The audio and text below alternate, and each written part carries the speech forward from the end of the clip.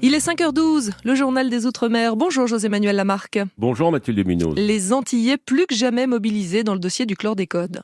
Ils et elles étaient plus d'un millier dans les rues de Fort-de-France samedi dernier, Mathilde. Une mobilisation pour dénoncer le non-lieu dans l'affaire de l'empoisonnement au chlordécone à l'appel de nombreux syndicats et associations culturelles.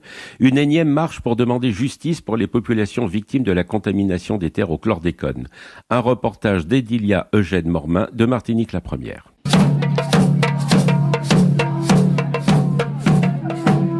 Battent le tambour aussi fort que le pavé pour dénoncer le non-lieu requis par le parquet de Paris.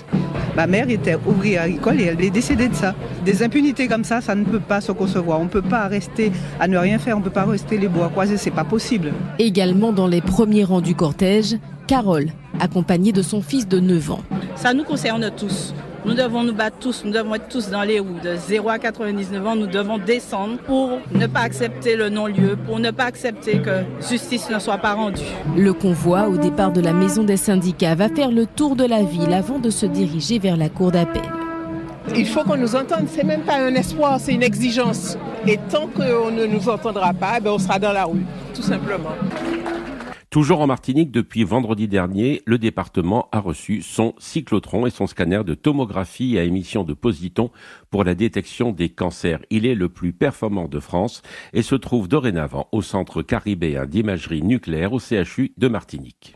À Mayotte s'est tenu jeudi et vendredi dernier un colloque au Centre universitaire de Dembéni réunissant universitaires, juristes et étudiants sur le thème « Pour un nouveau droit des Outre-mer du XXIe siècle » à l'initiative de Thomas Saïdier, maître de conférences en droit public, qui explique le sens de son initiative au micro de Zaliata Dahalani de Mayotte la Première. En réalité, le droit des Outre-mer a commencé après la Seconde Guerre mondiale. C'est un droit qui est quand même très ancien. Et là, on a les évolutions de tous les territoires ultramarins, des évolutions qui ne sont pas similaires. Chaque territoire a ses spécificités. Donc je pense qu'il est temps que l'État, les pouvoirs publics, que les législateurs prennent en considération les différences qu'il y a au sein de ces territoires. Alors quelle est l'importance de définir ces spécificités? Mais déjà, ça permet de cibler les réponses. Quand vous identifiez les spécificités de ces territoires, l'action peut être beaucoup plus efficace. Mais quand vous voulez assimiler les Outre-mer au département, au territoire métropolitain, ce n'est absolument pas productif. Prenant en considération les caractéristiques et contraintes particulières de chaque territoire, le législateur, on peut faire des actions ciblées, donc répondre vraiment aux attentes de la population. Enfin Mathilde, en Guyane, la deuxième sous-préfecture a été inaugurée dimanche dernier en présence du ministre délégué chargé des Outre-mer,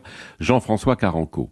Cette sous-préfecture se situe à Saint-Georges de l'Oyapock, à l'est, à la frontière du Brésil.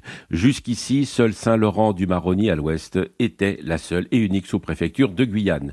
Pour Jean-François Caranco, une sous-préfecture à la frontière avec le Brésil, c'est à la fois un acte politique et un acte international, comme il le précise au micro de Guillaume Perrault de Guyane la Première. En acte politique, c'est la République n'oublie pas la Guyane. C'est un territoire qui est grand comme la Nouvelle-Aquitaine, où il doit y avoir au moins 20 sous-préfectures, voire 22. Ici, c'est juste la 3e. Donc c'est le signe que l'État revient pour aider. L'État revient différemment, il revient pour aider. Et l'État investit considérablement. Le recteur est là à côté de moi. Allez visiter le lycée, c'est le plus beau lycée de France, qui va ouvrir en septembre 2023, j'espère. C'est un lycée pour la Guyane et un lycée de rayonnement international. Donc, l'autre idée de la sous-préfecture, avec des équipes policières, avec la réactivation du comité du fleuve, c'est dire à nos amis brésiliens, on est dans une communauté de vie fluviale, c'est clair. Mais ça se passera bien si tout ça se passe dans l'ordre. Là encore, la même chose avec une phase duale. L'ordre et la République, et l'amitié et le respect pour construire ensemble avec nos amis brésiliens. Voilà Mathilde Munoz, c'était le journal des Outre-mer. Je vous retrouve demain pour les chroniques littorales.